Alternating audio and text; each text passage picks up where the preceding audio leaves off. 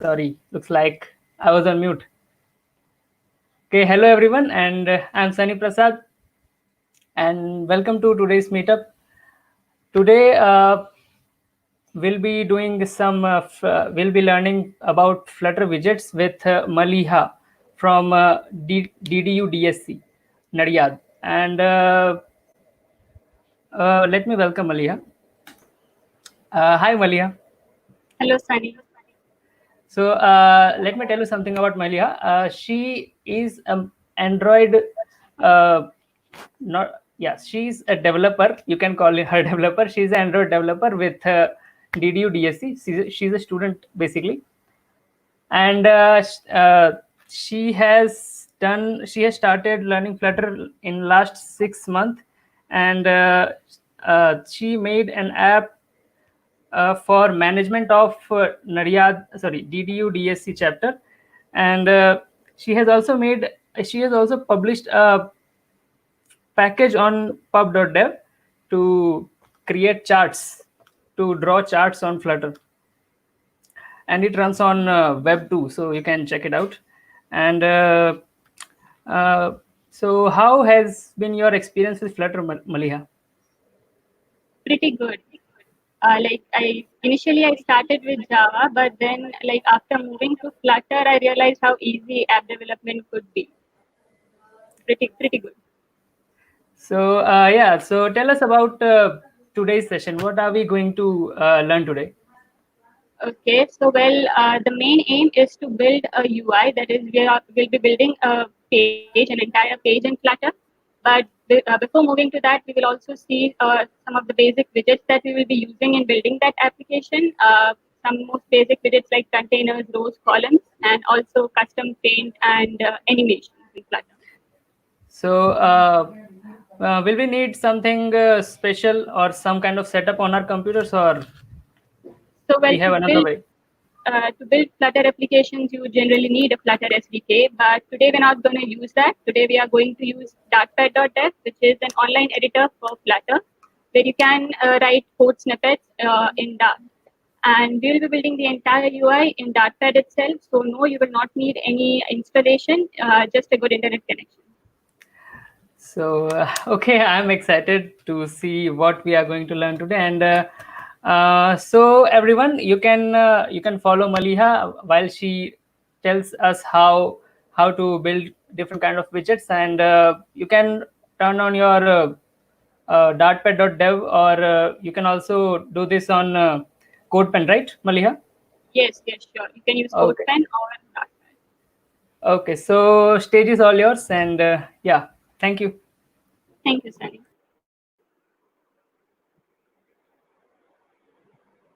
Okay, so is my screen visible? Yes, it is. So good evening, everyone. And today we are going to learn how to build UI with Flutter. So this is basically the screen that we are going to build at the end, entirely in that. But before moving on to that, let's see what widgets are. So any Flutter developer will tell you that everything in Flutter is a widget. So here in the screen, any containers that you see, any of this box that you see, the text that you see, any of these bubbles that you see, the cards, everything is a widget. And not just that, the entire Flutter application, it in itself is also a widget. So then what are these widgets? So in Flutter, you can build your UI out of these widgets. They are basically a blueprint, and Flutter will, if you use a widget, Flutter will know how to render it. So like if you want to display multiple widgets in a vertical in vertical direction, so then you can use something called column. And very intuitively, if you want to display it in a horizontal manner, then you can use a row. And if you want to give some space around these widgets, then you can use padding and so on. So we will see these widgets in a little detail. So let's just go to dartpad.dev itself. You can search for, let me go to dartpad.dev. So you could practice this along with me, or you could just observe what we are doing and then later try it out at your own time. So this is basically how dartpad.dev is going to look. Well, let me first introduce you to Dartpad itself. So this is an online editor where you can create code snippets on Dart as well as in Flutter. So you can create a new pad from here. Okay, and yeah, so we'll be choosing Flutter because we're going to create a Flutter application. So some basic code will be shown over here. Well, this is to reset your code. That will just reset anything that you have written. So don't tap there. This is an option to format. So say like my indentation is not proper or something. If I tap on format, then it will put everything in perfect order. So then you don't have to worry about all of that. And this install SDK. This is an option that is going to take you to somewhere where you will be able to find steps of installing Flutter. Obviously, you can do a lot with Dartpad, but there are limitations. You can't build an entire application in Dartpad. So if you find that session interesting, and if you're interested in going further with Flutter, you can go to this link and you'll be able to install Flutter and then build apps in no time. And this is an option to run the application. You can also press Control Enter to run your application, and yes, it just shows us Hello World. So this is a very basic code that is there. So let's go through it, like what is written over here. So the first statement that you see is import statement. That is basically like your hash include in C. So this from the package Flutter, we are importing the material library, material dot. So all the widgets that Flutter gives you, they'll be coming from this particular file, material.dart. Now, what is material? So Google has defined some design, some style guidelines, and Flutter basically uses those, which is why Flutter applications look this good. Look, the UI is beautiful because it is built on material guidelines. Then this is just a static color that is a final color variable that is defined. We'll see how to do that. So another important thing is over here. This is void main, like in Java or in C, wherever you would write a main method, right? So this is the entry point of your application. And that says to run the app, my app. So that is defined over here. So well, it extends stateless widget. What is stateless widget? We will see soon. But yeah, so basically this creates our class into a widget, which has a method build. So that is going to define what this particular widget is going to return.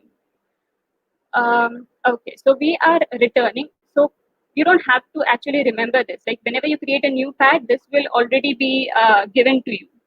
But it's pretty intuitive. Like you need an import statement, you need a main method to run your application. So then this my app is returning a material app. Now, what is a material app? So as I said, the Flutter applications are built in material guideline. They follow material guideline. So in order to do that, you need to enclose your application in this material app. As we said that the entire Flutter application is going to be a widget. So this is the widget that we were talking about then. And you can give different properties to this material app widget that is there. To any whenever you create, whenever you use a widget, so you are going to need you will be defining it. You are going to be using the name of the widget, and then it will have multiple properties that you can set. So we are setting the theme. So this is just used. So if I remove this, we don't even need this theme for now, just for a simple application. Let's just remove this theme part.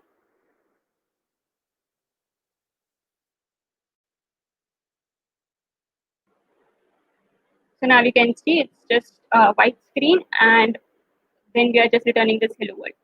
So then we have something called scaffold. So what is a scaffold? In any application, in any Android application that you would have seen, there is some basic layout that is defined and that is used by almost all the applications. Like you would have an app bar at the very top of your application, or you would have some buttons, a floating button at the end, a drawer at the side. So all of these, you could make it yourself, but to make it easy for you, Scaffold has these properties already available. So say if this is app bar, and if I say that is how you define an app bar. This is going to give you an app bar. Let's see what properties it has.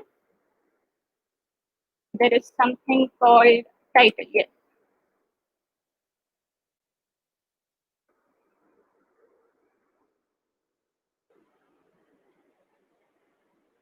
Okay. So let's see.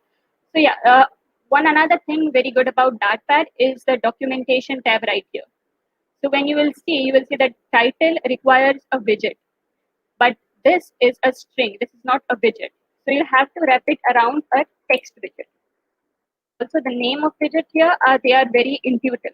So now if you see text, okay, it gives a documentation over here, creates a text widget, and it takes a string data. Now it should run.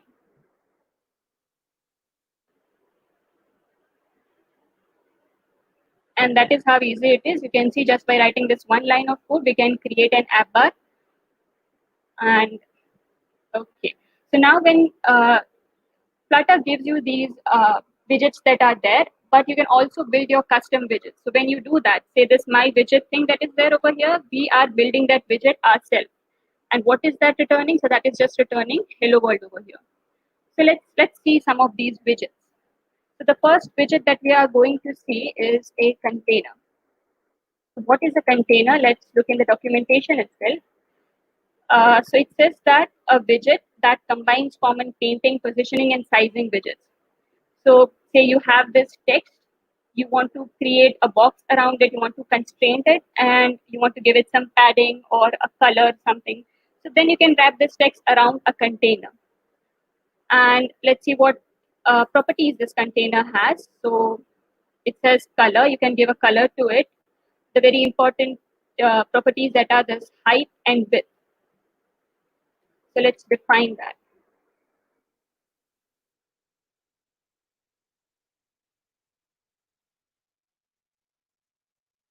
Now to define the color, there is something called a color class. And in that, so in the colors class, you will have all these colors which are defined for you, and you can just use them.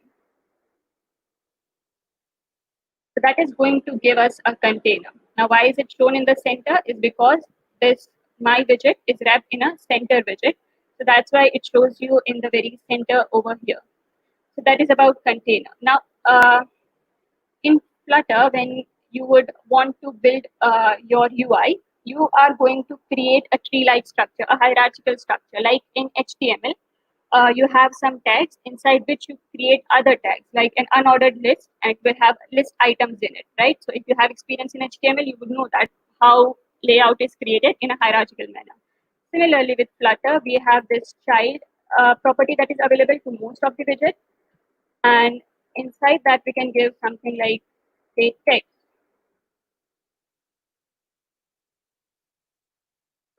So that is going to display this text inside the container. Again, you can give it padding, you can center it.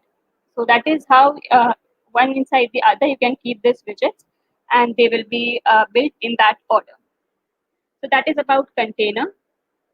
Now let's see something called a column. So by the very name, you can see that column is used to display your widgets in a vertical direction. So now what properties does column take? It takes a children widget and not a child widget. Again, very intuitive that you would want multiple widgets here. So if there won't be a child property, there will be a children property.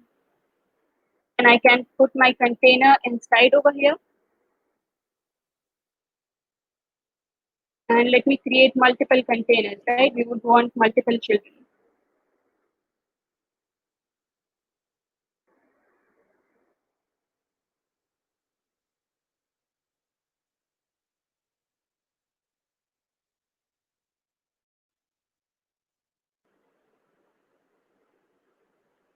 And as you can see that these are displayed in a vertical manner. So now you can see some error that it has overflowed by 136 pixels. So yes, column won't give you scrolling by default. So for that, you need to use something called a list view. Instead of column, if I use list view, then you can see that we can have a scrolling available over here. So instead, let's just reduce the container sizes because we don't want to use a list view for now.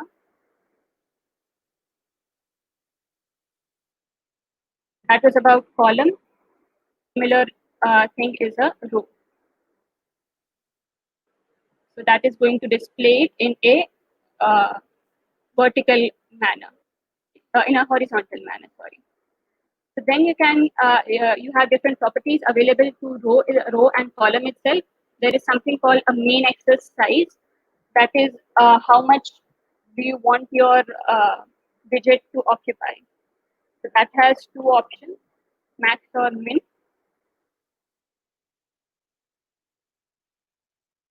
So that is going to define how much space you will occupy.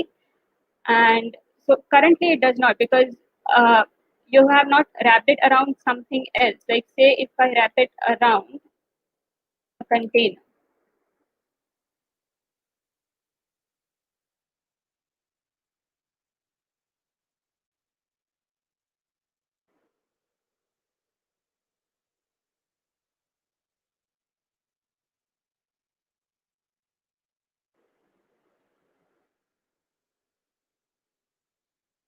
and this container we can give a width of, okay, so now when you would want to get the size of your screen, you can use something called media query, and from your context, size, and then the width of your screen.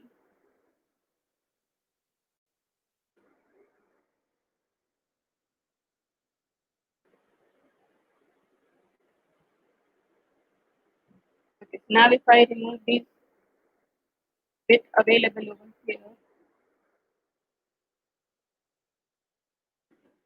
now it is taking up whatever space it requires.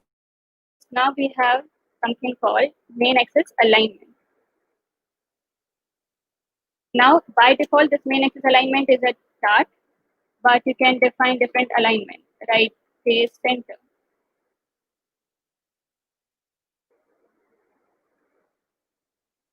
Then it will take all of your widgets in center. But mostly what you are going to be using is the space around and space between. Say if I say space between, then it's going to create some spaces among between these widgets that you are using. A similar thing can be done for column as well.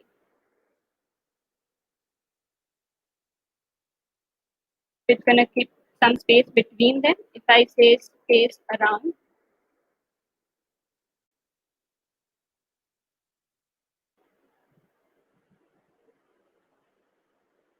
then it's going to create give some space over here as well. So that is about rows and columns. Then we have already seen list view. So what list view does is it takes up entire range, entire space that is available to it.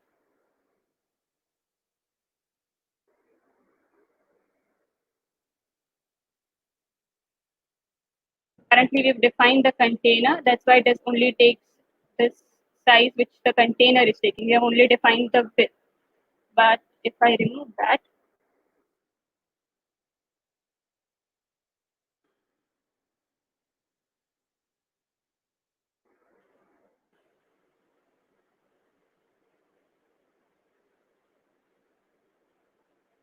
I have specified the height. That's why it takes up that much height. Okay, then another thing that you have with list view is the scroll direction.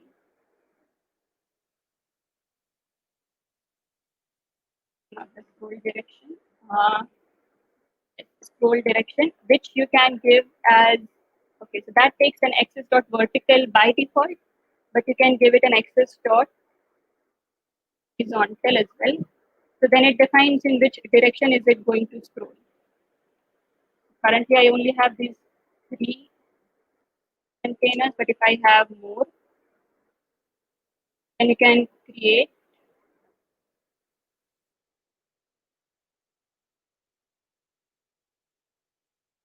So it creates this horizontal scrolling. That is about list view. Then similarly, you wouldn't want just scrolling in one direction. So then you can have something called a grid view as well.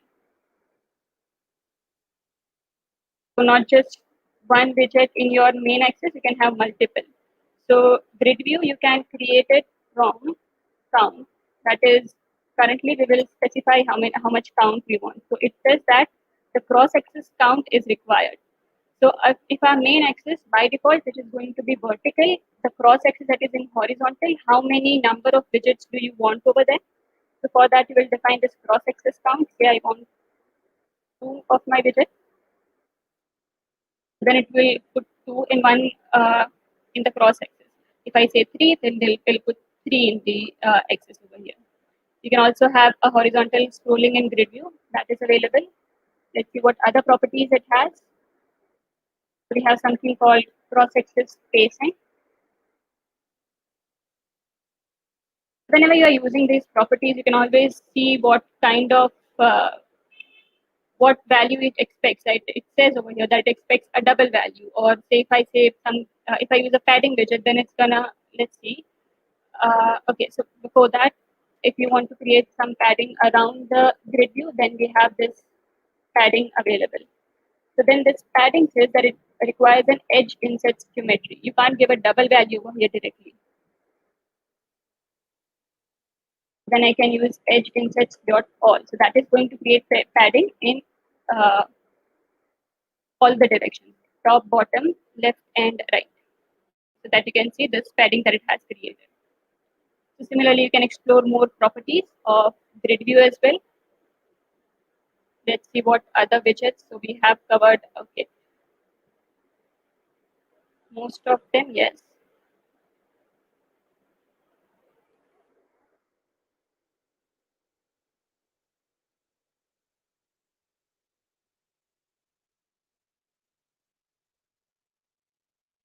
Say if I have a container,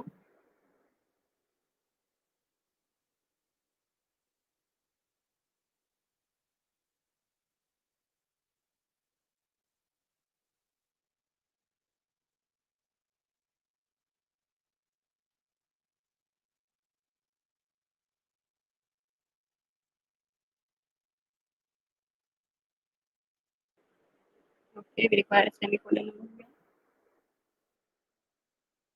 Okay. Now we wouldn't want this hello to be so much like attached to the container. You would want some padding. So then you can wrap your any of your widgets with a padding class.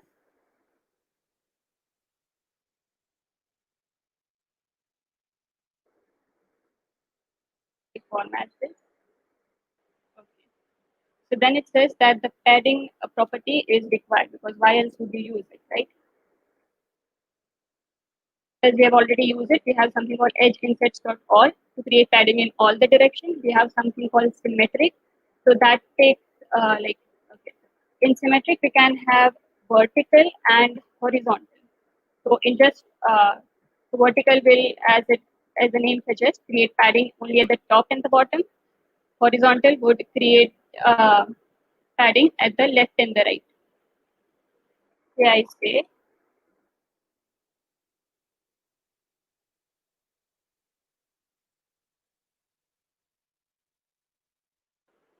so then it is creating a horizontal padding that is in the left and the right. Then you also have something called edge inset dot only. So then what does that have? So it's over here. It has a left, top, right, and a bottom. So you can give different values for all of that. So we have covered most of these widgets. Now something called stateful and stateless widgets. So the thing over here, what we wrote, a stateless widget. So what does that mean? So that is every time your app is built, this thing is created.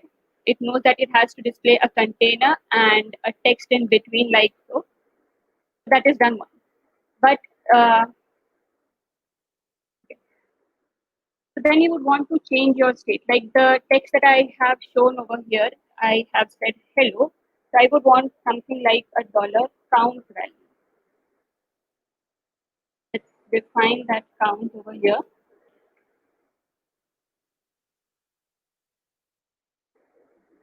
And say I want to change that count. But it shows me a warning over here, says that this class is immutable.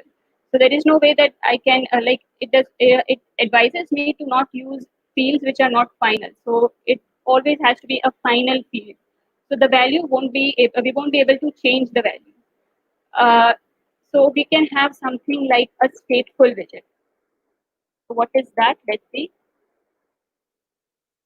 Basically, stateful widgets will allow you to have to change the state of your widget, the entire class, which should give me an error over here. And after I press Alt Enter, it asks me to create a missing override. Okay. So in the create state method, I could give something known as a state.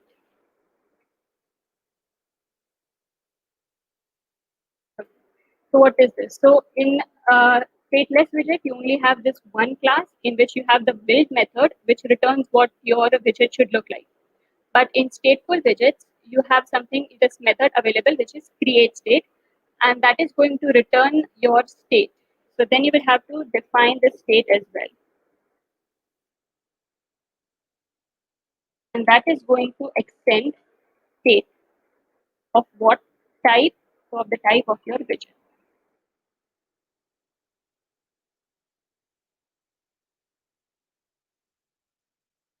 And that is going to have this build method available. And here is where you can say what you would want to return.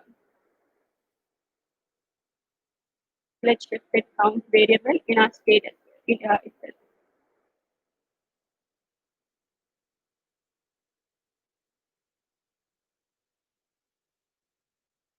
As of now, it shows no change. But say that I wrap this container that I wrap it with something called a gesture detector. Again, a new widget.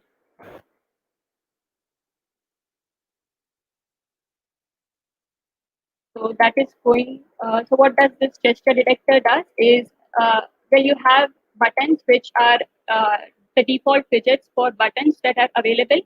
But if you want to have gesture detection in your own widget, like this container, I want that whenever I tap this container, this count value should change.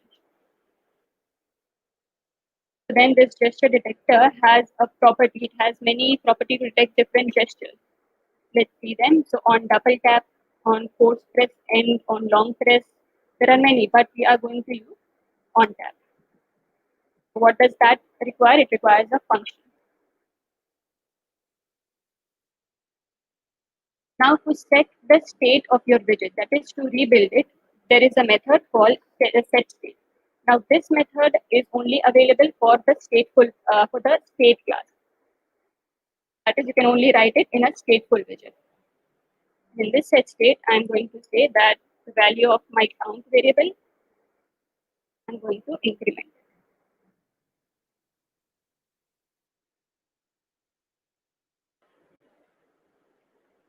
So now as you see, when I tap this, this count value increases. I hope you can see it. Okay. So if I show you over here,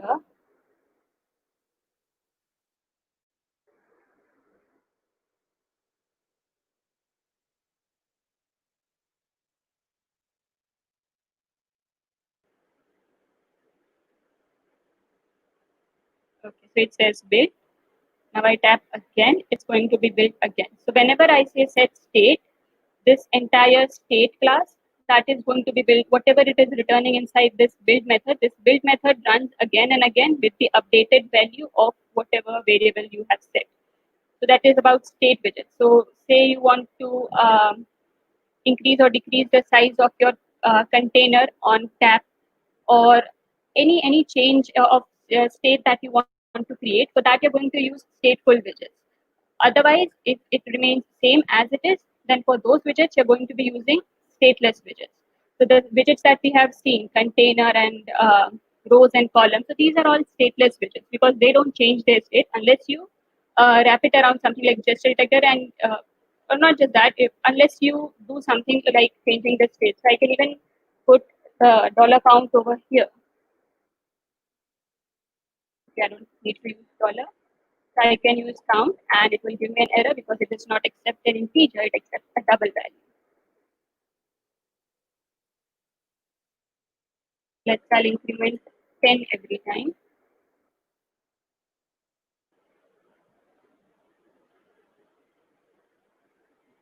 So now my height is going to change every time I tap it because it is being built every time I tap it. Okay.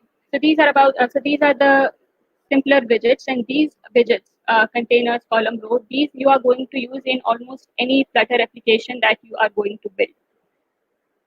Now let's look at something called custom paint. So these are available, and mostly these would work. But say you want to draw something of yourself, like in this application, in this UI that we are going to build, you can see these bubbles over here. Now there is no way to just create a circle at a particular place. Like obviously, you can create a circle even out of container by giving it some radius. But as you can see, it is in background. It is available over here, and you would want to draw not just circles but any parts and anything. So for that, we have something called a custom paint class, and you can extend your widget from this custom paint, and you can draw whatever you want. Instead of this center that we are giving in our scaffold, let's say we want custom paint. So yes, custom paint. Let's see what property it takes. It has something called a child, and it has something called a painter. I'm going to say my painter, okay, and I'll have to create that class over here. So this my painter class, we are going to extend from custom painter class.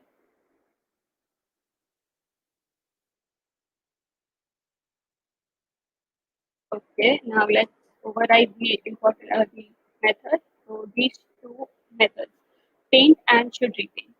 So in custom painter, you have to have these two methods overridden.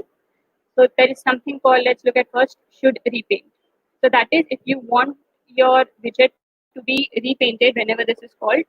So currently we will return false because it is not changing. It will we don't want to repaint it every time. So we will return false over there. Now in the paint method, what properties it takes? So it has these canvas and size available. Now size, it will just, if I give a child over here a container of some size, then it will take that size as the size over here. Or you could, even in the custom paint itself, you can have something like size, where you can define the size you want to give. Mostly it will take the size of the child of the custom paint that is, and if that is not there, then you can also give your custom size over here.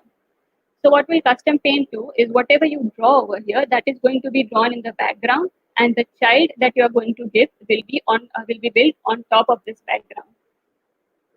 So if you want to draw anything, this canvas method is what gives you these so many of these methods, like say draw line or draw circle. Let's see, draw circle.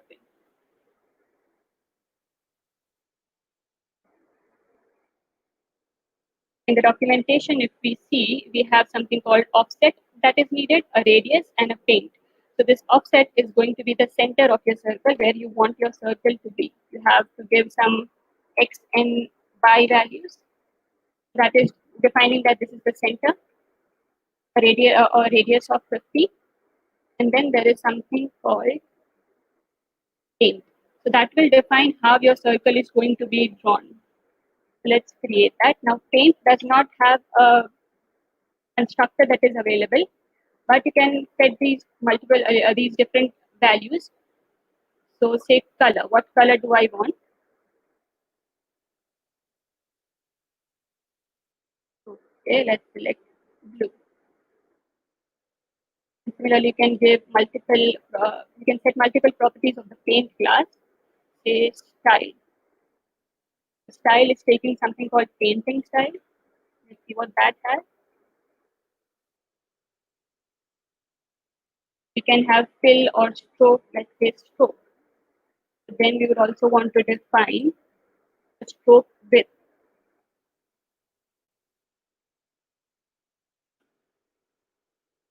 Let's say 2.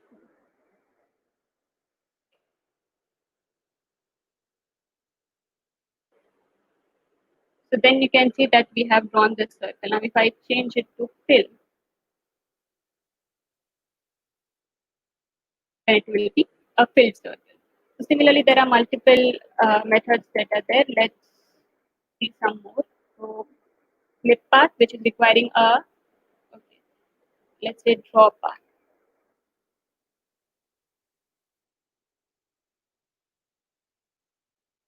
That requires a path and a paint. For that, we'll have to define a path. Okay. So when you're drawing a path, you will first need to have a method or called move to. So that is, you are taking your cursor at this position, say 2020. That is just going to take it over there. Okay, let's first define this paint value as well.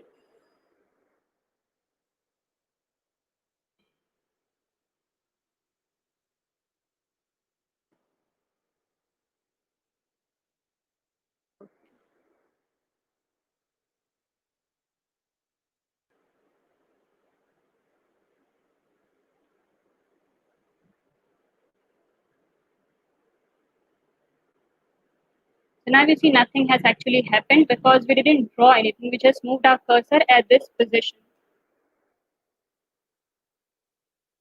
Now we have something called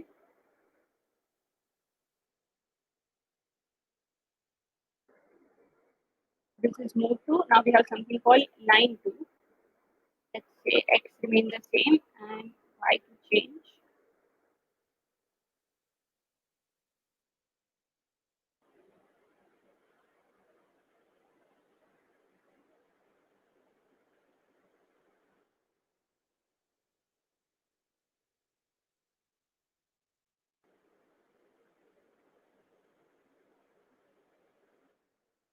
Okay.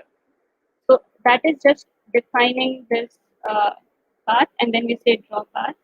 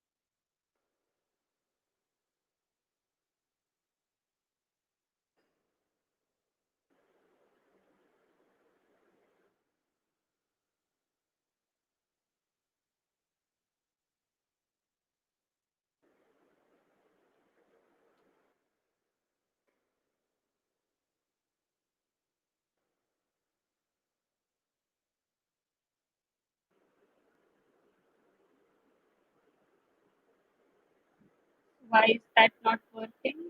Okay, okay. So the style is not fill but stroke. Okay, so now we can see this line. Obviously, it's not where we want. So something like this is the starting point. This is move. That is your cursor moved to this point, and then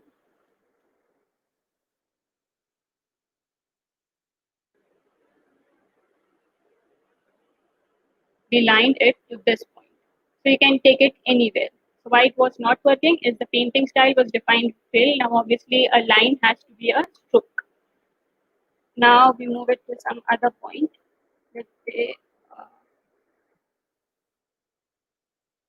this is 80 and 100.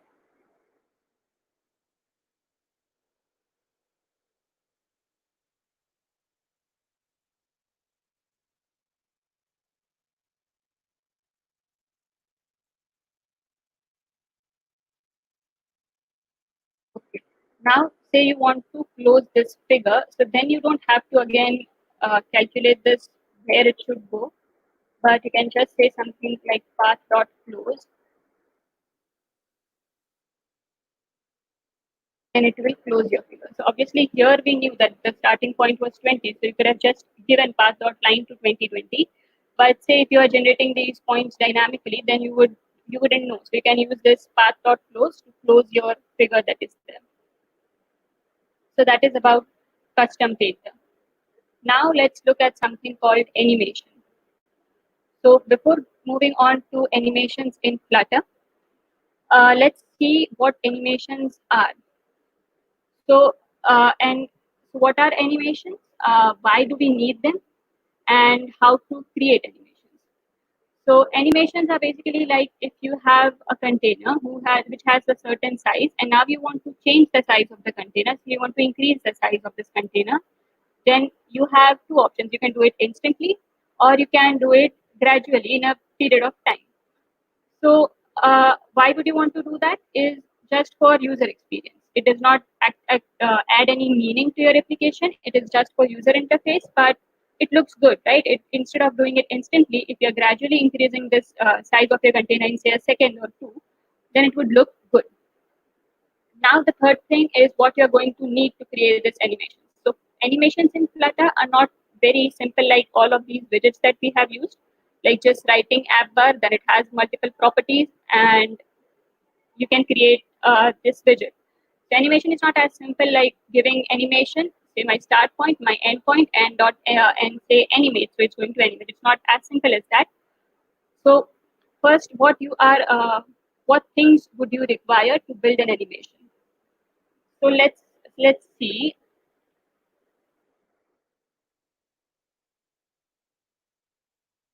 Let's move on to our my widget class. So now this my widget class, it is a stateful widget. So for creating animations, you are going to require stateful widgets. Why? Is because obviously your state at every point is going to change. It looks to us as if it gradually went from 100 to 200, but it obviously will be divided into such small instances that it wouldn't be visible to us, right? So it changes the state at every certain point.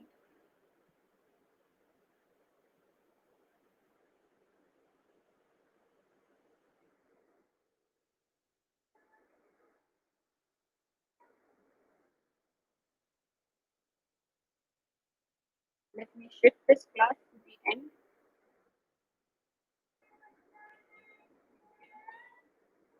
We don't require a just detector as well.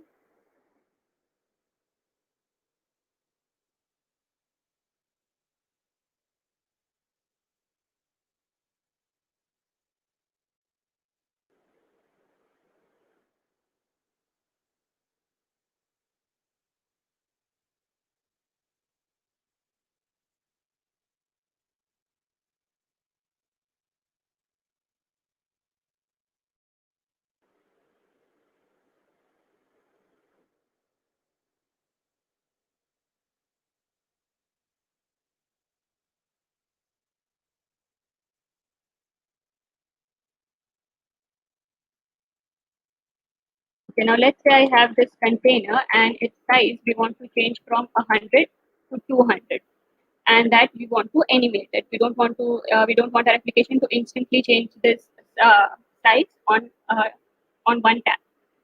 So you will require this value of 100. You will require the value 200. You have to somehow tell Flutter that I want to change it from 100 to 200. Then you would require something called duration, that in 1 second I want to change it. So now to create this, you will also require some kind of clock that it will give ticks that at this tick you have to change the state. So let's see what we require. So these values, this 100 to 200, they are going to be changed, right? 100, then 110, 20, 30, so on up to 200. So these are the in-between values. So from the name in between, from the word in between came the word tween.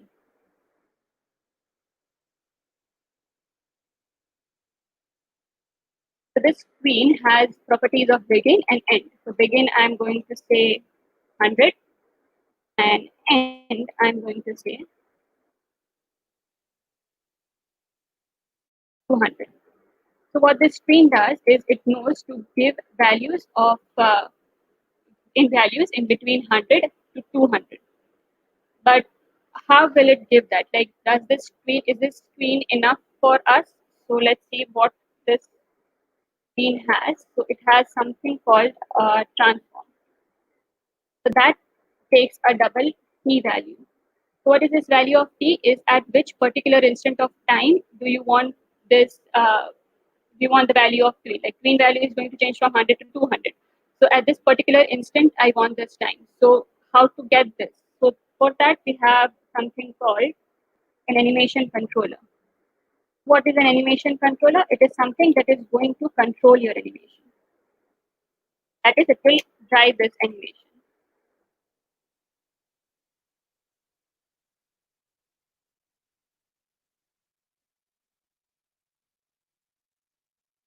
Okay, now this animation controller requires a property whose value is going to be your class. Hence, we can't define it over here. We will define it in a method init state. So, what is this method init state?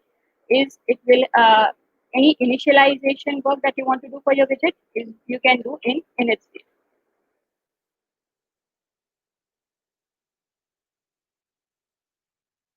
So it says that okay. So we have a super dot init state. We always have to write that over here because obviously we would want that to happen, and after that we can do whatever we would want to do in the initialization phase.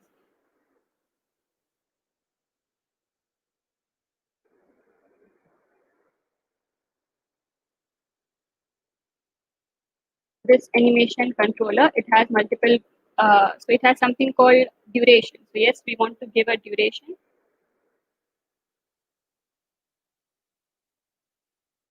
We take the value as a duration object and give 1 second. Then something called, as it says, vsync that is required. So what is this vsync? We'll see this. So vsync is something that is somehow collaborating with the Flutter engine and telling what frames to deliver at every instant. And that will be, the frame will be defined this state by your state. But it gives some error over here saying this can't be provided to a ticker provider. So for that, your class has to be extended with a ticker provider. There is something called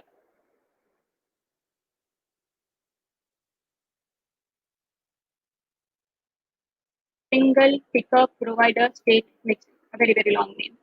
So there is something called a ticker provider state mixin and also something called a single ticker provider state mixin. So what is this? So that is going to give ticks at every say 0.05 seconds. It will give one tick when your animation will know that I have to change it my state. So we have two options of single ticker or the default one. So the default one uses multiple tickers, but we don't want to use multiple. It uses multiple tickers in itself, but for better performance, we'll use single ticker. So now that error is no longer available. So now what does this animation controller have? So can that be enough for us? Let's see. We had scene dot transform. Okay, and it requires this. So let's see what our animation controller has.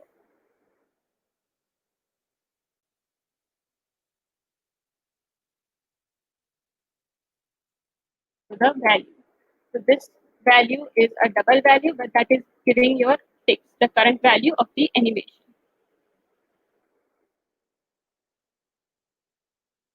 But nothing is going to happen. Why? Because we didn't actually start this animation. So what we want to do is we want to add a certain kind of uh,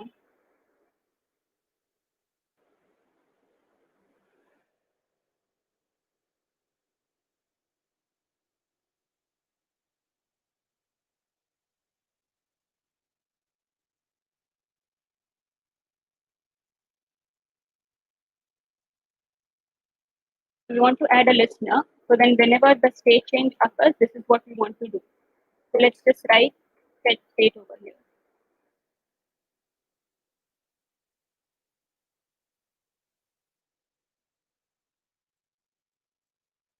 Okay, and let's define the direction of this. Let's say forward.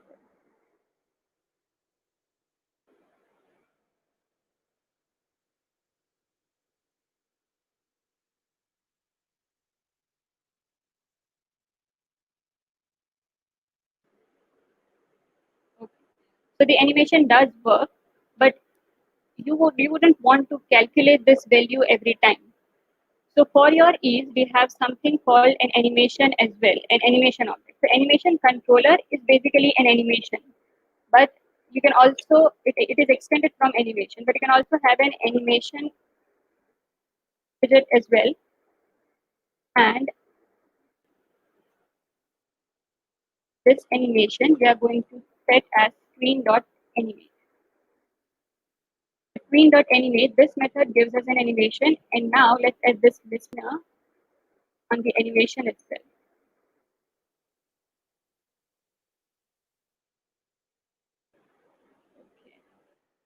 Animation controller will determine the direction, and animation is what is going to it is just used for E. So let's see this animate method that requires some values. So yes, it requires a parent. So now we will define over here we will tell that animation controller is the parent over here. Now you wouldn't have to calculate this entire thing. You can just say animation dot value.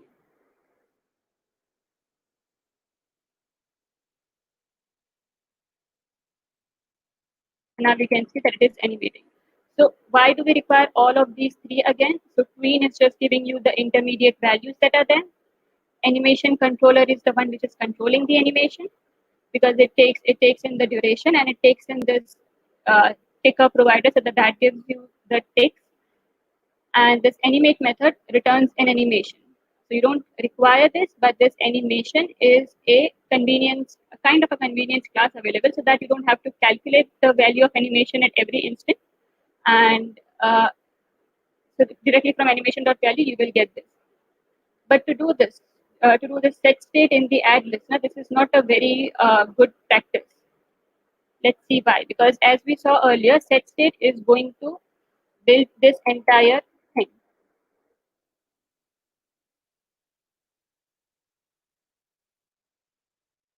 You can see multiple times this widget was built. So instead, what we can do is we can wrap this with something called an animated widget. Name animated builder.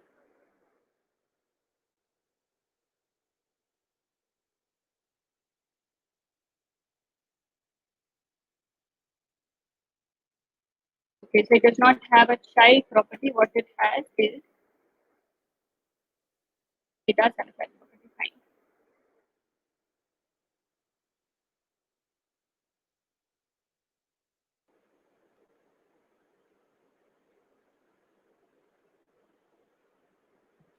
Okay. What it has is this animation which we are going to set for animation.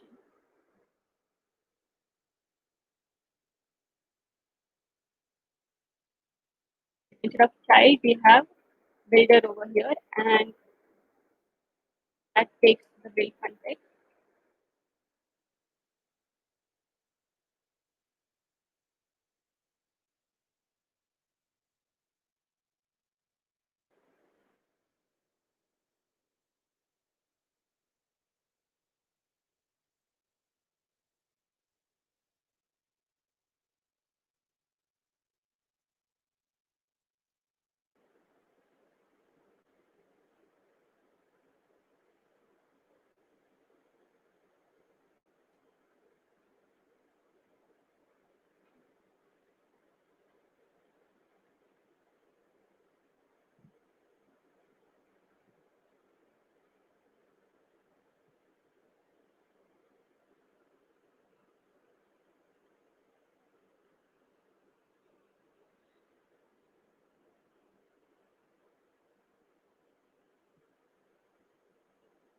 Okay, so this also takes up another value over here.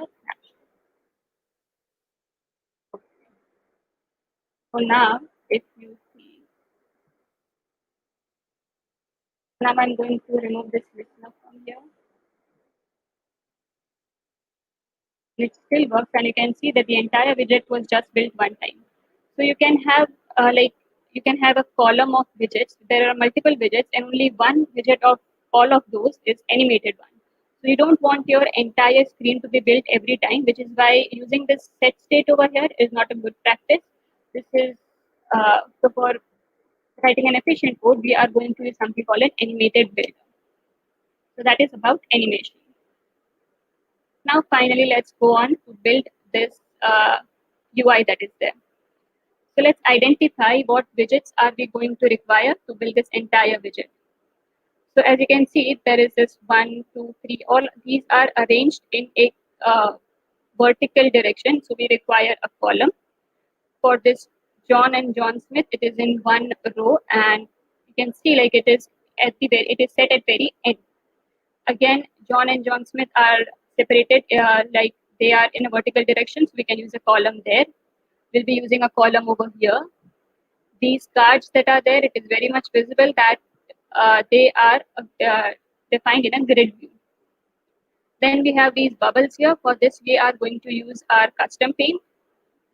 So let's start with that. Let's start with custom paint.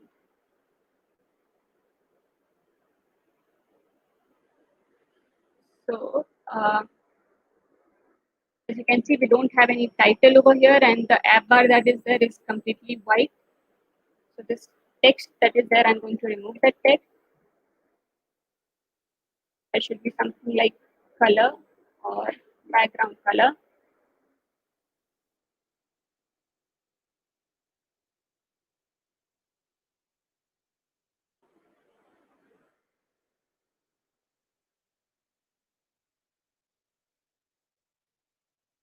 And we'll be building the widget in my widget. So now for building this, I have multiple colors required over here. So all of these colors I'm going to define in a separate class over here, a class called app colors. That is just to for convenience that we can have all of the colors which are required for the application defined over here. Something like static final color. The color class has a method from RGB. Using this, you can give any values of RGB and an opacity, and then I can use this my color anywhere I want to use it. So for this particular application, what colors I have already defined it. Let me just paste it.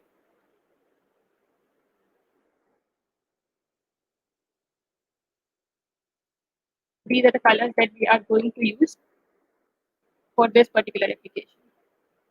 So over here, we can see that there is also something of these three icons. So you can either keep this icon, but it is a drawer over here. So then let's define a drawer.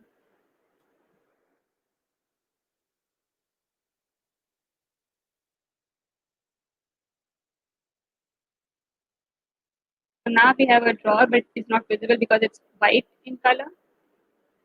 So this is how it is going to work. We have created a drawer. So let's change its color. So we have something called icon theme in the app bar itself. That is going to define the theme for your icon. We can have icon theme data, the color as. So now we can just use this app colors and what is it, purple. Now it's purple.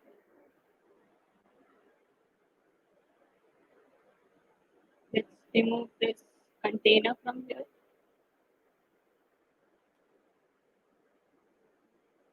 For now, we don't want any animation as well.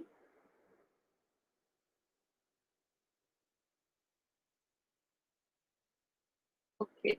So now over here, you can see that there is no such differentiation between the title and the class. But here you can see some shadow. So that can be removed as well. So we have a property of elevation, it can be set to 0. Okay, but this area is gray in color. So in our scaffold itself, we can have something like a background color and we can define that as white as well. So then it's all just one color. Okay. So now let's start defining our column that is to be built.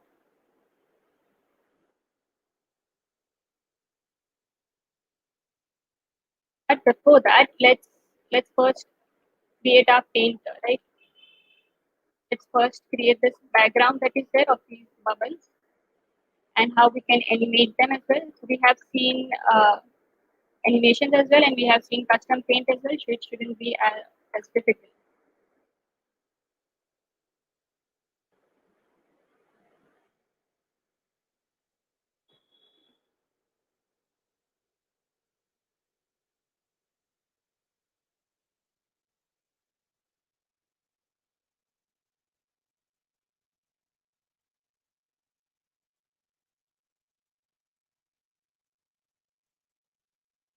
So now we would want to draw these bubbles. So that is just drawing circles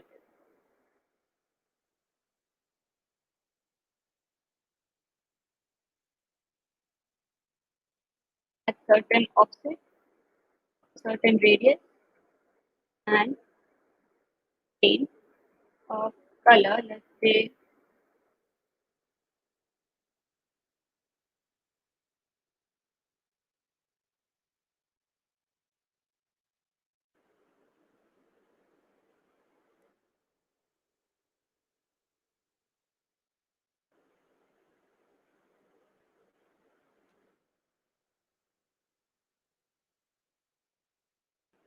okay. So we have this bubble over here. Let's shift it a little more. And so now, how do you animate this? Like if I want to animate this bubble, so in a way, I want to give it a floating effect. So I will have something called offset over here. So my offset, and that I will define every time my custom painter is built in the uh, constructor itself. I'll say that this offset value is always required.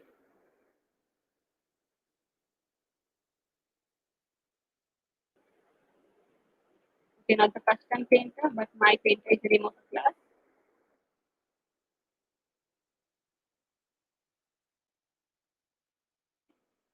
So now it says that an offset value is required over here. So this offset I'm going to give the animation value so that it changes every time. So let's say that we want to change the value from not 100 to 200 but 0 to 10 in 1 second.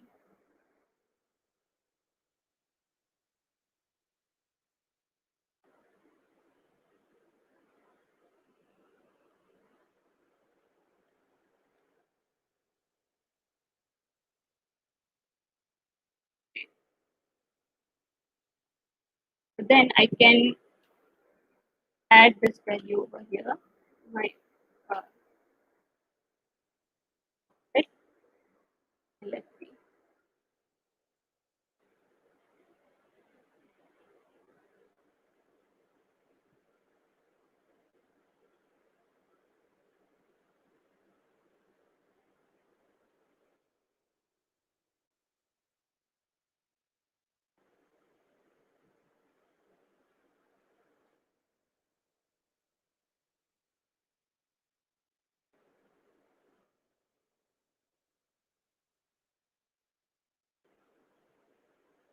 Yes, why is it not working?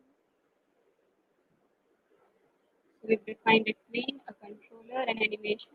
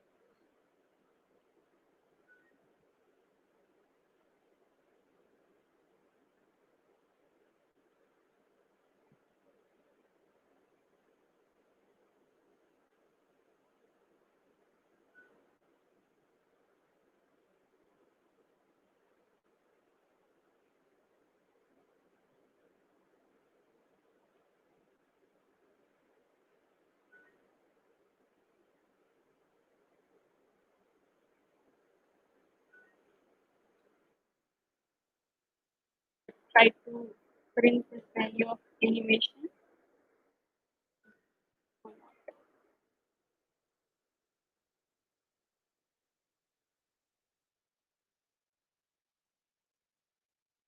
If it is changing,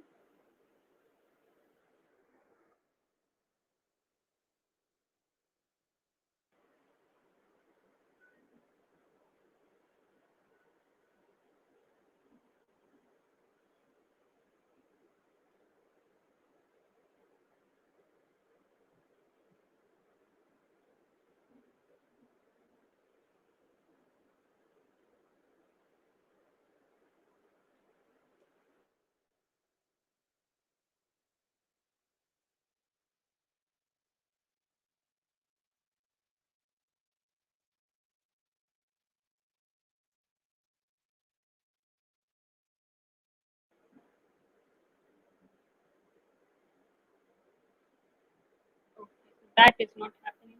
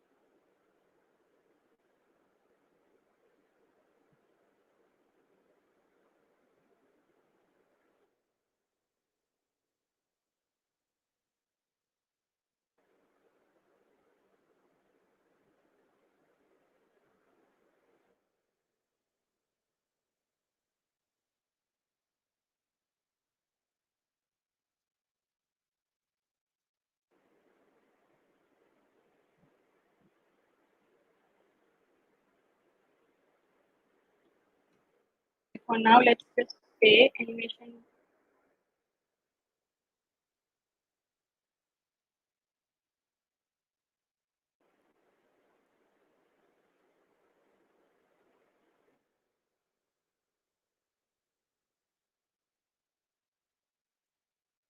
is we are adding something called a status listener, and we'll check if that takes a parameter of status, and if the status equal to true,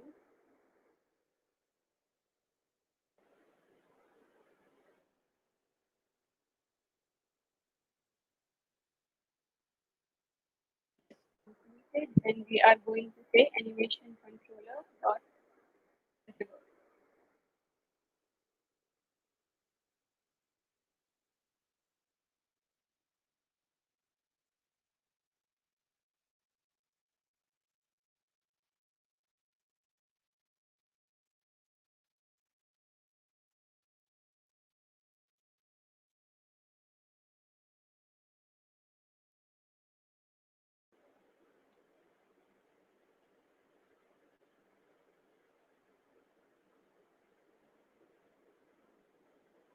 Okay, so why is it not happening is because we have given false over here.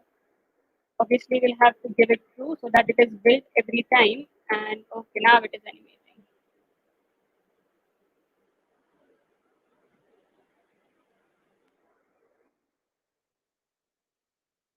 We don't want it to just go like that. We will want it to go from 0 to,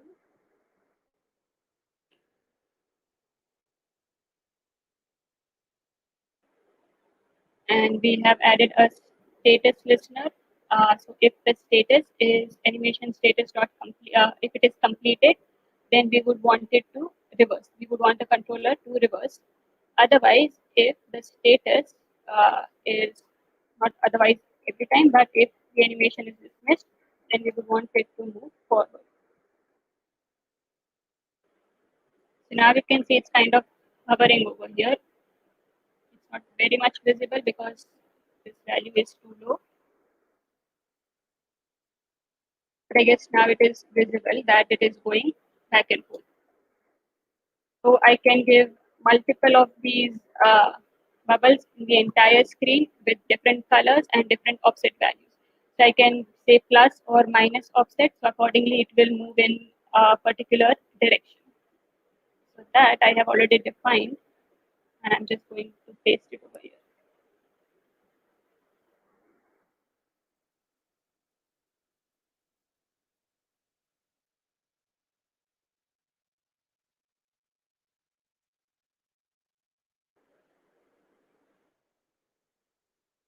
These are different circles with a random offset, plus offset or minus offset, so that they don't all just go in one direction, and a different color given to each of them.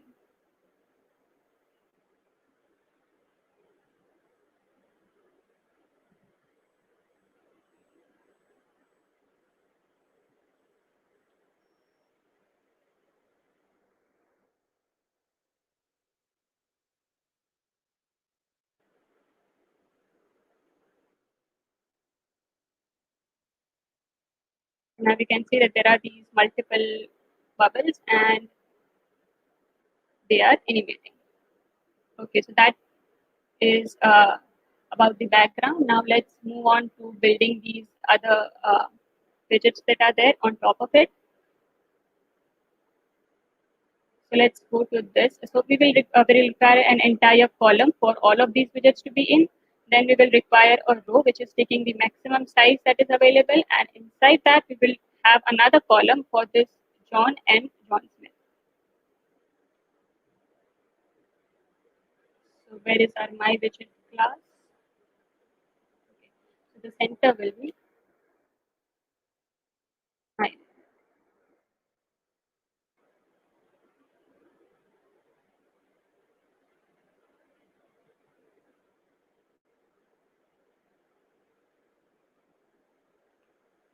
Okay, we're already over here, so we'll just define a column over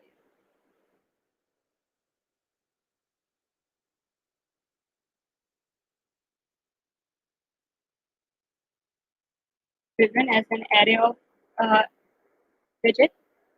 Now we require one row for the name, a container for that purple gradient box that is there. This box, for that we will use a container, and for this we are going to use a grid view.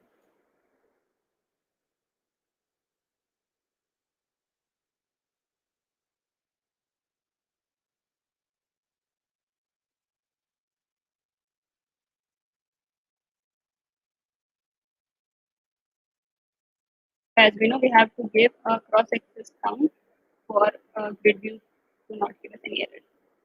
Okay. So now this row we are going to define.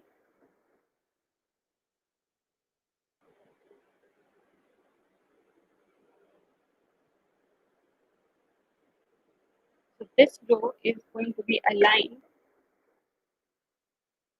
at the end.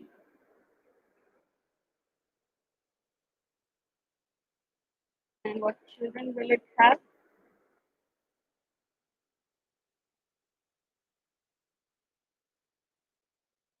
So we can see over here that this is the text widget and this has some kind of background to it. So we will use container for it.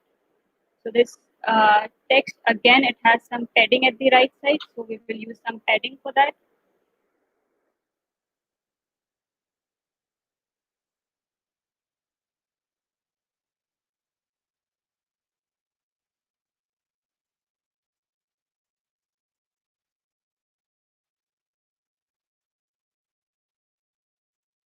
On the right side, we have some padding at the 20. Then its child is a text widget.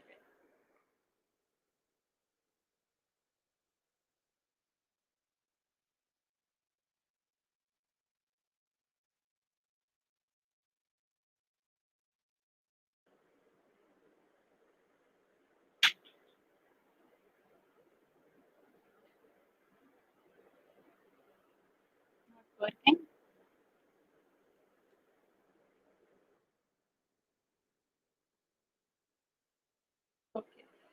So now this John is visible over here, but we want to give some style to it. So for that, you're inside your text widget itself, you have a property called style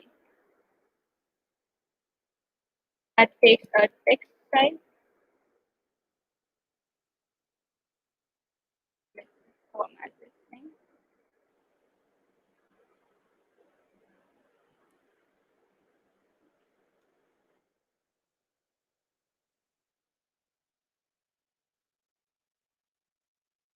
And there are multiple options over here like color, say colors dot. If you have already defined our colors, so app colors dot dark purple. And then we would want its size to be something, its font weight to be something. So there are multiple things that you can set over here. Say its font size we want to increase, its color we want to make different, we want to add some weight to it to make it bold, and a bit of letter spacing. So after this padding widget, we can have another container over here. This container, as we know, its child is going to be our text. That is going to be John Smith.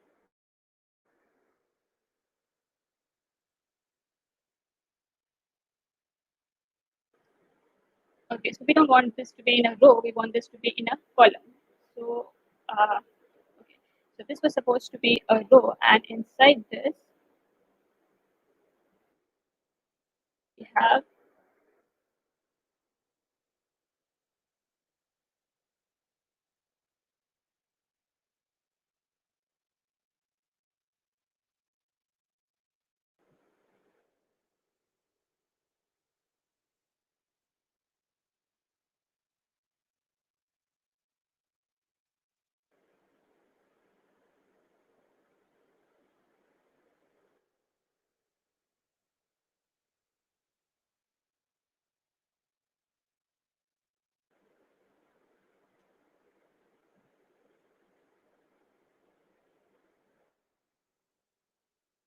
this. So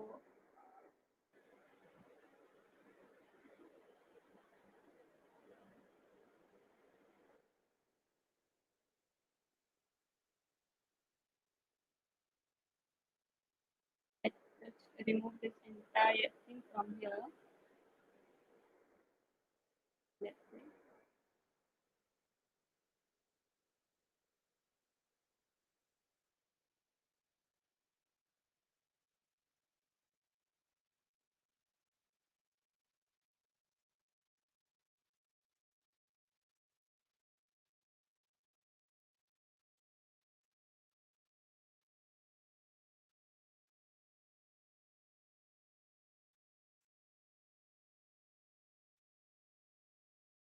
So now it's in below it because it is in a column. Now we want to give different decorations to this container. So we have something called decoration. For that we can take box decoration. And that has multiple options. So we can have a color, which is app colors dot.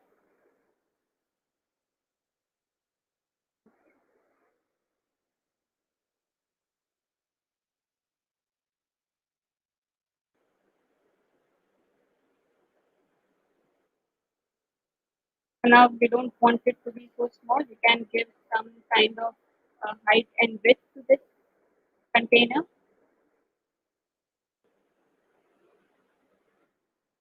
In the decoration, one thing you can also give is the radius. So you see this box over here, we don't want it to be a box, we want it to have certain radius. So we have something called a border radius, and we just want it to be a horizontal border.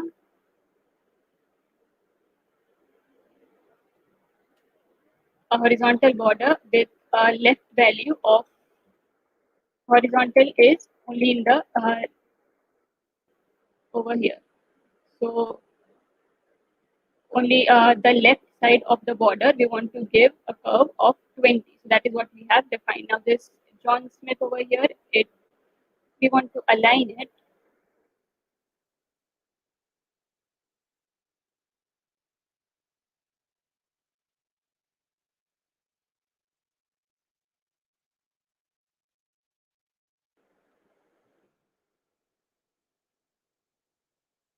we want to align it at the end, and we can give it some kind of padding.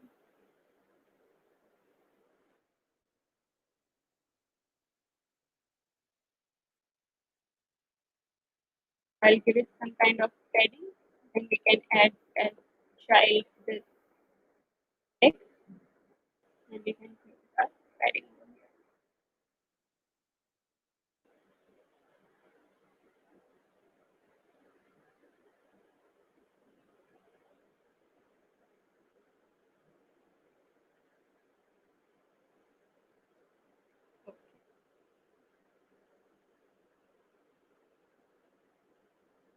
Now it's properly aligned. Now this John Smith also we want to give certain style to it. So again, we have this, as we know, we have style widget for it.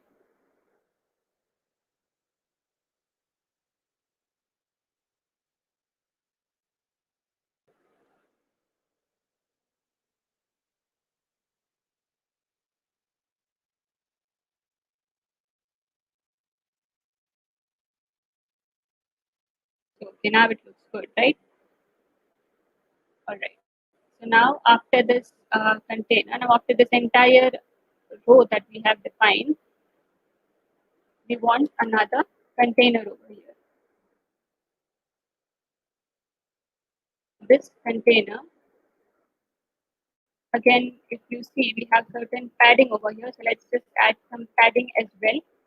And with that padding, we can give the child as container.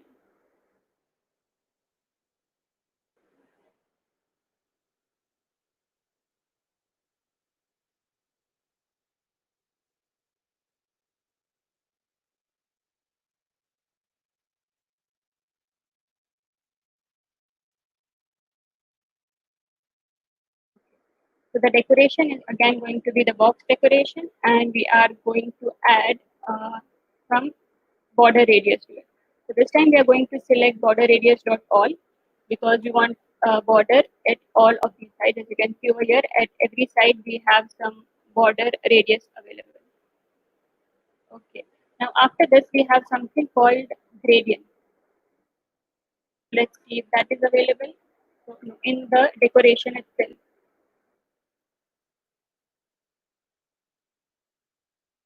Yes, gradient, creating a linear gradient.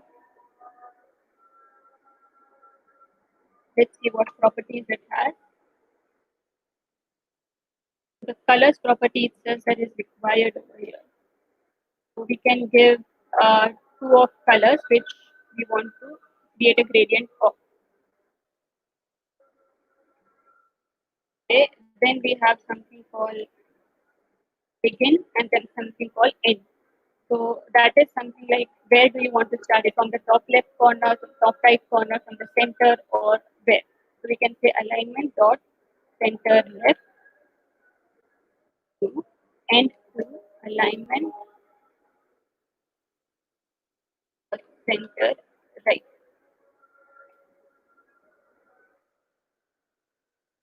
Again, these things you don't need to remember. If you will look into documentation, you will understand like what property, what kind of value this requires, and according to that, you can give it certain align the value that you want to give. Okay.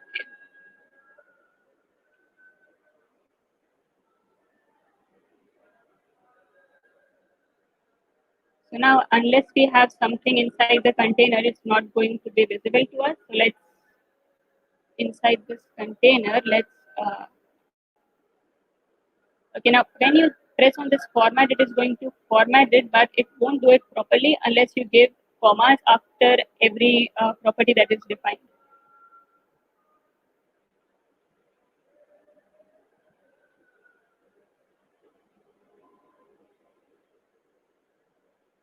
Okay, so now the child of this container is going to be, first we will give it some padding.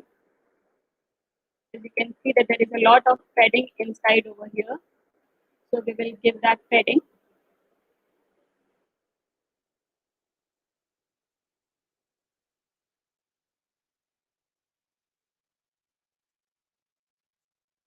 And then the child is going to be a row. By a row, So we have this symbol over here, a wallet symbol, and this entire column. So that these are going to be differentiated, and as you can see, we can use something like space between to put them at extreme ends.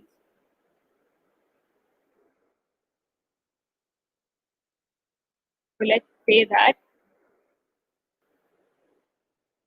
the main axis alignment is space between, and then we have children, which is going to be one is going to be our column.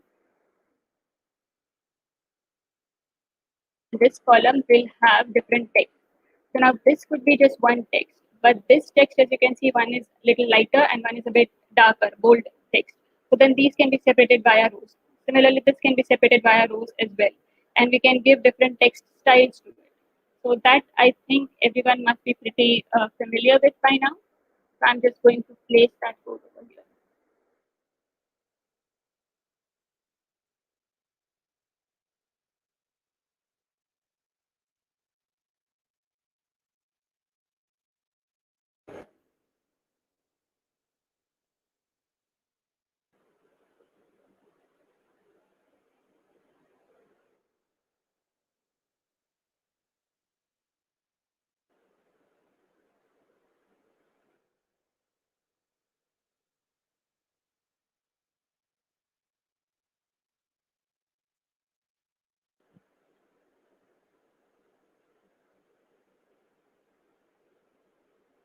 We have this column inside which we have the children as first is the text, normal text.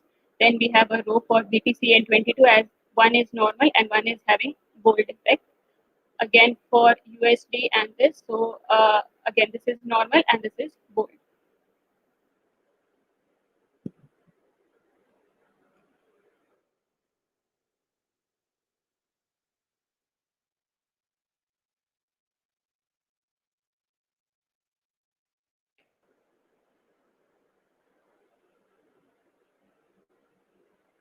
So just this column and it has these text, this row and two of the rows. So as you can see, these are defined over here. And to our row, we have said that it is space between. So now let's define that icon that is there. So again, to use these icons, you don't have to find them somewhere. We have them directly available with say icon widget. And what property does it take? Okay, we have to write it over here. These commas can be a bit confusing, but if you're using a nice editor, like if you're writing it in VS Code, then it gives you comments directly. Like it tells you that this is a row that is ending over here. So then it is easier. Dartpad unfortunately does not do that. So it can be a bit tricky to understand all of these commas, but that's okay. Like it's not built for writing these entire codes. It's just used for code snippets. Okay, so there is a class icons which has multiple icons available. Like if you can see over here, there are multiple different kinds of icons that you can choose from. Almost all the material icons will be available over here. So then you can just use one of them, and you can even give it color. You can give it a size if you want. So that displays our icon. Now the last thing in our column is going to be a grid view. So let's see where our main column ends. So this was our main column, right? Okay.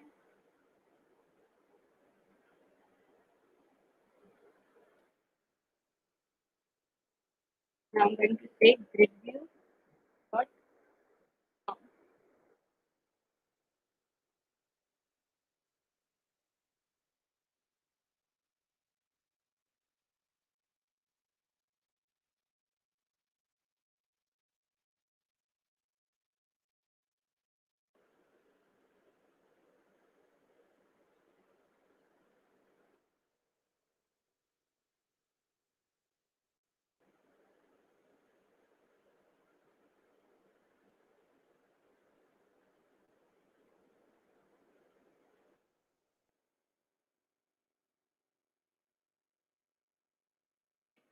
grid view, these are the children that we are going to give. These are cards over here. So I just make one method that is going to return a widget of this card over here, and then we can just use that to display all of these cards.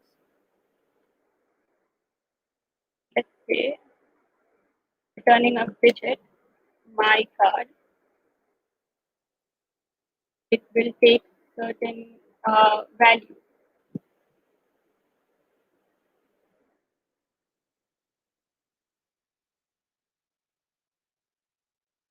Custom card which takes the icon data, which icon, what text, and in which color do you want to make this appear.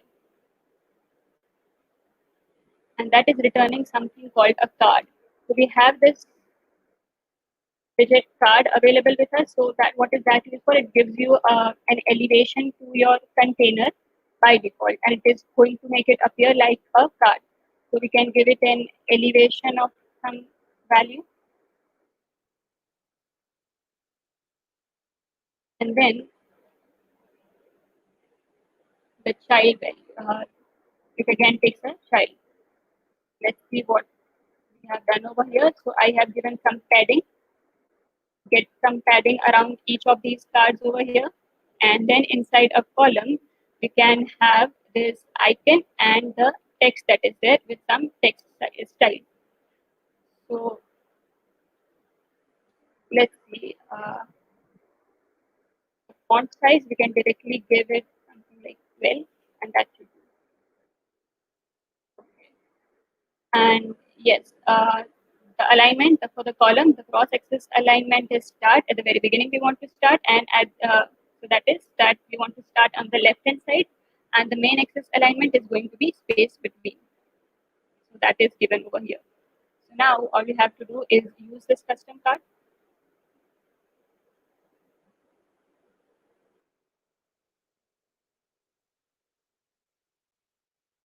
So custom card with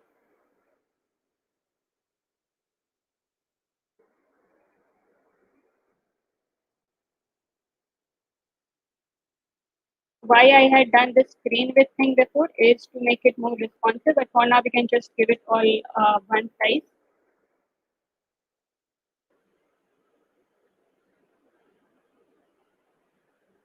There's some error. I guess there is some error.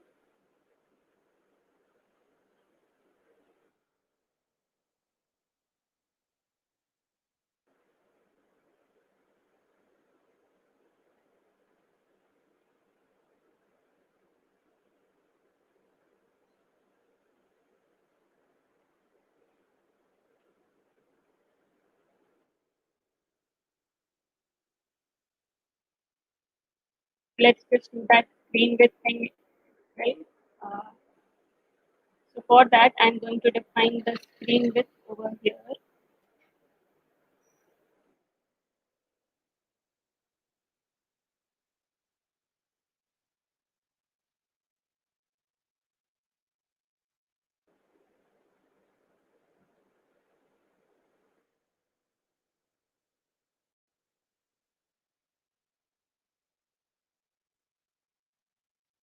As we know that it is a state, it will be only built over here. So in the build method itself, we should define the screen width. And let's say a double of screen width.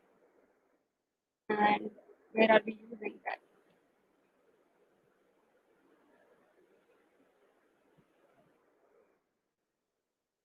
Instead of giving the 12 font size, we can say that if the screen width is greater than 350, then make it 14. Otherwise, divided by 28. So that is according to the screen width, it is going to change this value.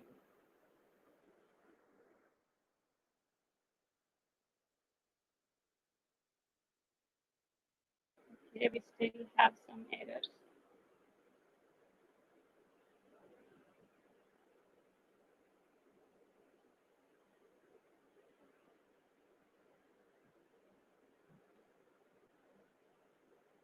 Okay, so in the grid view, we can also give something called a child aspect ratio. That is going to be 1.5. So that is going to define how, in what shape your child is going to appear. By default, it is 1. That is, it will only make it look square. But if you give 1.5, then they are going to be somewhat rectangular. Like you can see over here, they are not perfectly square. They are rectangular. Okay. The reason why it is not working is it is a grid view. So it is going to require some space. It is going to scroll. So what it does is by default, it will not be able to understand what region I should be using. So something called expanded is what we are going to wrap it with. So what expanded will do is it will allocate all the available space that is there to our grid view. So now we can see it is visible. So previously grid view was not able to understand like where should I position, because any space that you give to a list view or to a grid view, even if I give the entire screen to display all of those children in just that screen is not enough, right? We want to scroll. So it does not understand that in what region am I allowed to scroll. So hence we wrap it with something called a expanded. So then we can also give it this grid view, we can give it some kind of a padding. And lastly, okay, so now it looks fine. And lastly, after this entire expanded thing, I've written this. Okay. So what is this doing is we have a container which has a very less amount of size but a large width. So that is going to create like a line, and that is color is given light gray color.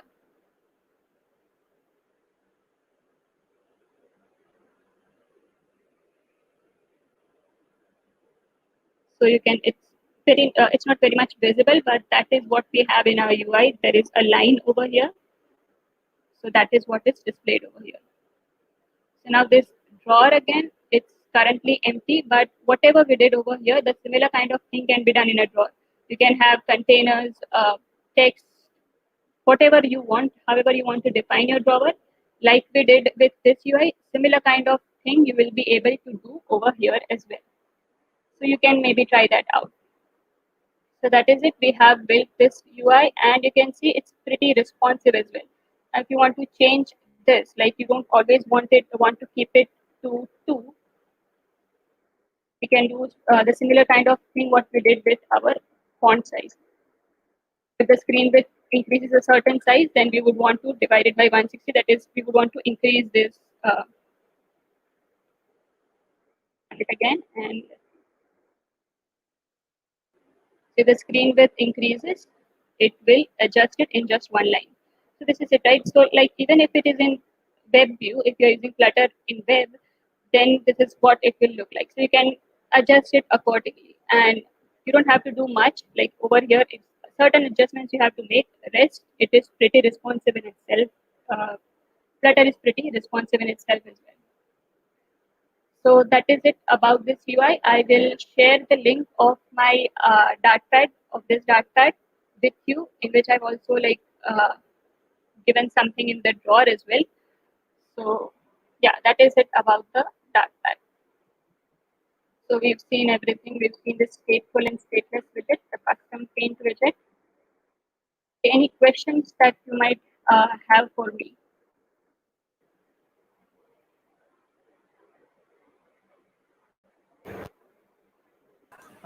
So thank you for showing us how to make uh, this beautiful UI and lots of widgets.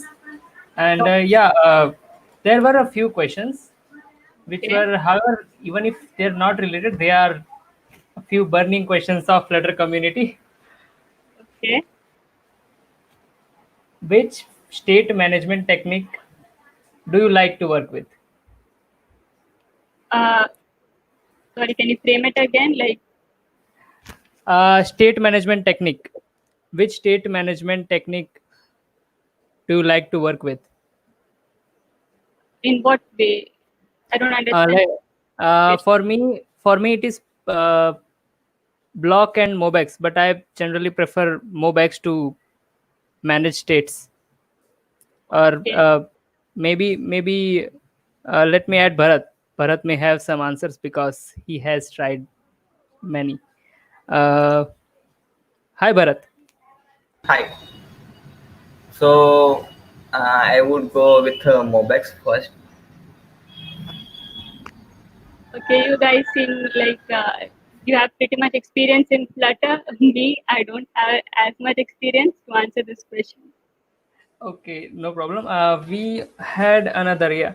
So this is from us. Name a couple of widgets you like. Okay, so my favorite one would be custom paint. Like you can draw whatever you want. The entire draw graph thing that you said about the package that I built, that is also completely built using this widget.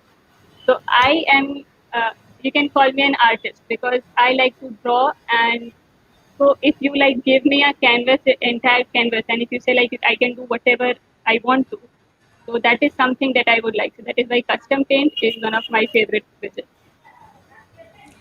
And for me, it is animated container to animate anything. Right. Easy animation. So it is Scaffold. Uh, why Which scaffold? one? Okay, scaffold. Easy, we can give any app bar, anything, whatever you like. Very easy, right? Okay. Okay. So my next question is, where did you started learning Flutter, and what are the things that you keep in mind while learning Flutter? Okay, so how I started was, okay, so when I started with Java, I built this small application, Hangman, in Java. So when I started with Flutter, that was my similar approach. I again built that entire Hangman app in Flutter as well. So I did this course on app brewery.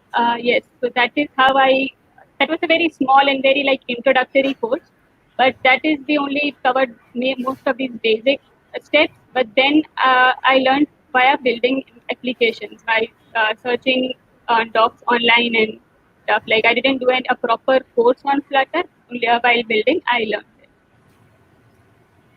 Okay. Uh, Maybe I want to ask this to both of you, Bharat and Malia. What was the hardest concept or widget which you could not get around very easily at first? Animation, very easy answer. For me, animation. Animation, right? Okay, for me, okay, I was talking about widgets, but let me say, it for me it was state management. While calling APIs, so at first I was completely confused. How will you call APIs? I mean, where will you write API calls and how will you update the state? So it was confusing for me at first. And animation, I have tried a very little amount of animating things. So yeah, I'm pretty new to animations. Anything else we have, Bharat, or anything else you want to share, Malia? Nope. Okay. So if that is all about the questions, then okay. So I have something to share over here. So if you are new and if you're just getting started with Flutter, I have written this blog. So you can maybe check it out. The Hangman app that I was telling about. I have shared how I built this entire app, and using this blog, you can build that too. It is somewhere to get started with. And this is the graph package that Sunny was talking about that I have published. Now again, I don't have so lot much of experience in Flutter as these guys do, but I was still able to like publish this package so that it shows how easy Flutter can be to work with. So you can these are the links to check it out. And we have something for you. This is a JetBrains voucher for any of the editors that JetBrains provides, any editors or IDs. So all you have to do is you have to give us your feedback. How did you like this session? Any suggestions for us? Or I'd like you to try on Dartpad yourself to build a certain UI and share that link with us. Share that link on how to on any Dartpad that you create. So give us your feedback and tag 3 of us, and by 15th we will let you know 2 of the random winners of this JetBrains voucher.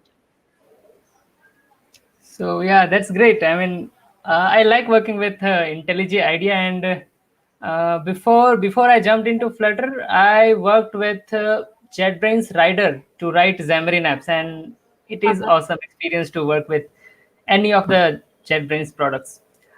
So yeah, I wanted to also ask you about how are students picking up Flutter? I mean, do they like it? Are they trying to make their projects in Flutter, or what is the Yes, at least in our university, like after we introduced Flutter in a few sessions, and after people realized like how easy it can be, because with Java people were still trying, right? I'm not saying that Java isn't good. I mean, obviously it has its own benefits, but for us to work, like for students to work, Flutter would be very easy to start with. So yes, people are having quite an inclination towards Flutter. Also to add into that, we have Vivek Parmar from DDU student, the DSC's chapter of DDU's chapter for Developer Student Club. So hi Vivek, Hi everyone. good evening. Hi, good evening. So I wanted to ask you the same thing. How are students loving Flutter? I mean, do they like it, or they have complaints about it? That's so many widgets So or like I animations, would or yeah. I would not say myself a Flutter developer. I am a cloud developer. But yeah, so our Android team introduced Flutter back in I guess like November, I guess, Malia. Yes, our first event Yeah. in November is when we introduced. Uh, yeah, so we did that Flutter Interact event and we introduced Flutter for the first time in our university. And then students started gradually taking interest in it. Now some of the students have even built project in their final semester or the college projects. So they are even started building projects in Flutter. So yeah, people loving it and it is very easy to learn. And um, so like we through the collaboration with Flutter Ahmedabad and various communities, we would like to help students so that they can even start with mobile development too, because mostly in college only web development is taught in our college. But yeah, so with the help of developer student club, we would like to be uh, generate some experience, or would say I would say some scope, or how important it is to that mobile development. Yeah, it is pretty awesome experience for the beginners, and yeah, I have heard praises from students about Flutter. Yeah, so thank you everyone for joining. And one more thing, I want to ask you students. Right now, there is code pen challenge going on, and code pen is similar thing like dartpad, but it has a few sharing features and a different kind of experience, social experience. So build something on CodePen, or you can pick this code which Maliha just showed us, and run it on CodePen, or try different things, experiment with it, and share it with us, tag us, and yeah. And I hope if you have any kind of ideas, or if you want to come up to the stage and show us what you are making or what you have made, then we'll be happy to have you here. Or you can contact DDU DSC; they will be happy. And yeah, we are excited to hear from you. Yeah, and uh, do we? Yeah, Bharat, anything to say? Because we are about to end. Nothing from my side. Thank you for joining. Okay, thank you, Malia, for joining and showing us everything, all the widgets and beautiful UI.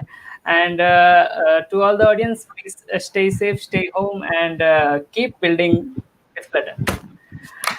Okay, bye bye. Like, Bye.